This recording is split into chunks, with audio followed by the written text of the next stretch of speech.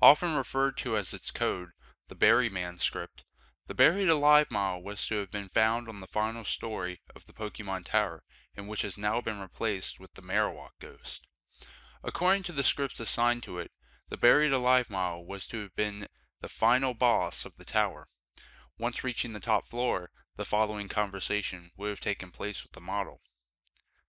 "You're here. I'm trapped, and I'm lonely. So very lonely. Won't you join me?" After this, the battle would have been initiated. Once in battle view, the Buried Alive model appeared to have been a decaying human corpse attempting to crawl out of the ground. It had been programmed to have 2 white hands, a Gengar, and a Muck. Strangely enough, though, a protocol for the Buried Alive's action after it has been defeated were not written. In the case of the player defeating him, the game would freeze. However, a Pacific ending was written by an unknown programmer upon losing the battle. In this ending, the Buried Alive model was to have stated, "Finally, fresh meat," followed by several lines of gibberish.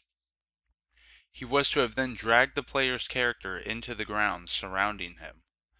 The scene would finish with a typical game over screen. However, in the background, an image of the Buried Alive model's character devouring the player was to have been shown. Especially particular were the protocols for after this.